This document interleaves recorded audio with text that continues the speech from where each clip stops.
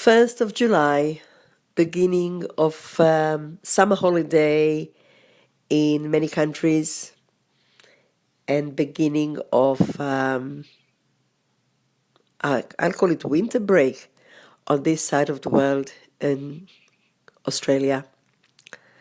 Sunshine Coast, cold day, sun is out, hiding and out. And it puts me in a warm, hibernating state. The heater is on, cup of coffee in my hand, nice and warm within, and contemplating about life, about anything that comes to my mind. My mind is open and I invite thoughts. All thoughts are welcome. The ones which are not really pleasant, I put them in categorized lists, some of them to be checked later if they seem to be reminding me of something important from within or from without. Something which actually feels or sounds or tastes unimportant or doesn't have, maybe unnecessary will be a better word. Then I chuck them in the rubbish bin and so forth.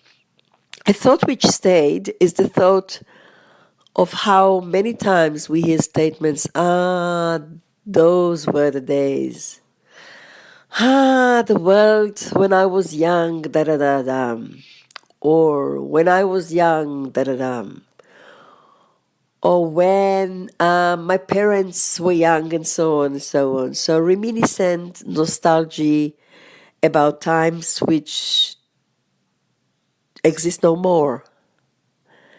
And it has many times this flavor of longing, sweet longing, painful longing, pondering longing,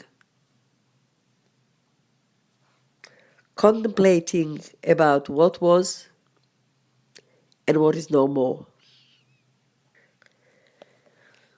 A recurring theme that I hear from many people in my travels and in my work, in the encounters I have with people around music, around education, parenting, finding your soul purpose, is the lack of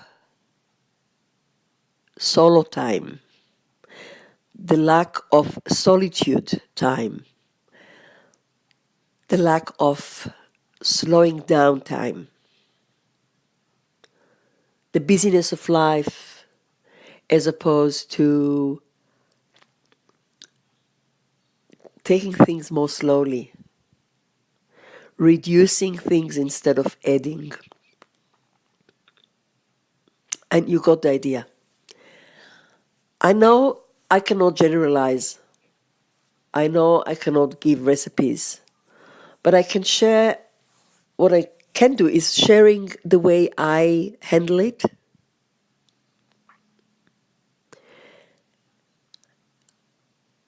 I also belong to this world, to the world of 2019. And I don't have to tell you about this world because you've got your own opinion, you've got your own point of view. But I think most of us will agree that the tempo, the pace of life is really fast. And the thing is that it becomes normal.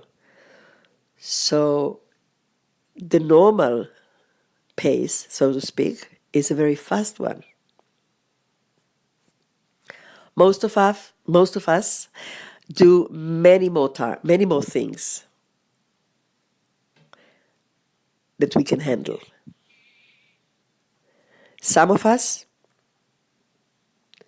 eat much more food that our body can handle. Many of us enroll to many more courses that they can handle or find time to do. That's me. Many of us buy many, many more books than they'll ever have time to read. That's me.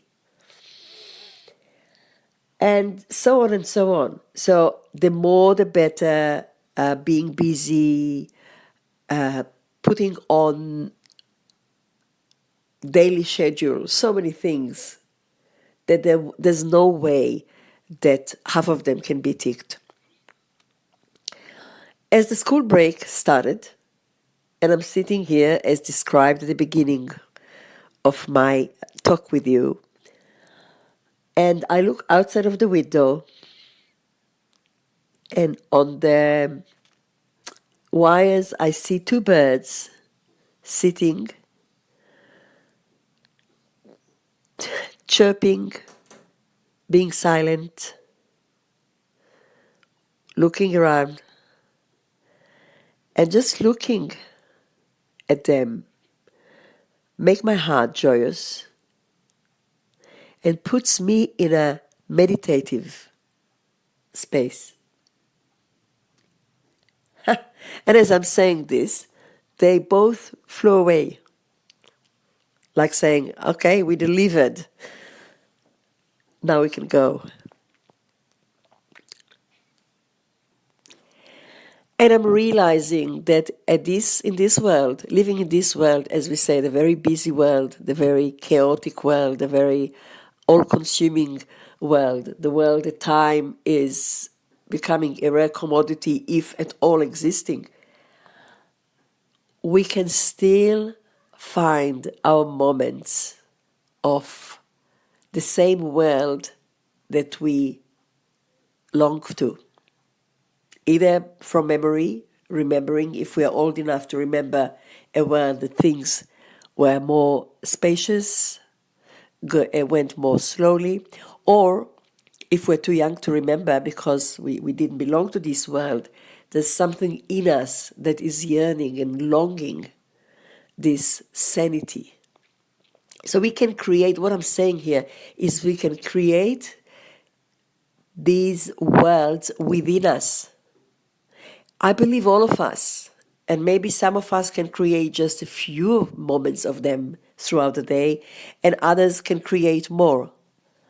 Because as I said, I'm not going to generalize, but I can again go back to myself. I'm realizing that for me, it's very easy to fall into the trap of, I don't have enough time, I don't have much time. And I am now learning more and more to create this time as priority number one. Not saying, okay, if I finish to do A, B, C, D, whatever, then I will create a little bit of space for myself. No, I'm doing it the other way. First of all, I'm creating that time for myself, and the other things will be if I have time throughout the day. So let me give you an example. Every morning, my morning routine is to, when I wake up, I do my meditation usually very early in the morning. I don't wake up, I don't put my alarm clock for this, I just allow my body to give me the hints. So if my body wakes me up at 4 p.m. or 3 p.m., then we do a meditation then, and then I fall asleep again. And so that will be the morning meditation. If my body does not wake me up, then I'll do the meditation as soon as I wake up in the morning, and then getting myself ready for the day, brushing my teeth, preparing a beautiful cup of coffee with cardamom, and I sit and do my morning pages. I've got my journal, and I'm writing in my journal. I do my soul encounters with my journal, and if there's still more desire in me to prolong these moments, Then I will read a soulful book, just maybe a few pages. I'll go for a walk if the weather allows, and only then I will start the day. Now, sometimes this might take more than an hour. In times like now, like break, I can give it even 2 or 3 hours because there's no work which is waiting for me to be done at a specific time. And I'm completely aware of the fact that some of you might say, oh, this is a real privilege. In my day, having little children, having a big family to look after, I cannot afford it. And I can understand. I did not do it when I was at that stage of raising family and young children. I think you can still find a time, maybe at night, maybe when the kids are asleep. It's the intention and putting the intention and intention and attention to this point, to the necessity of a valued inner time, quiet time of solitude that will create a time for you. What I will really encourage us all to do is not to say, if I have time at the end of the day or the end of the week, then I'll do it. But to create a time, if it's 5 minutes, 1 hour, 3 hours, early morning, late night, middle of the day, you know when is the availability in your timetable. Just create it and just block this time for yourself because it's so precious. So then, instead of longing for the day or for the world that used to be, and maybe one day will happen, you can create it every day. These little moments, or long moments, according to availability, that you create in your own life are the gemstones of your being. This is Ohara, and that's my thought of the day, or of the moment. Be well.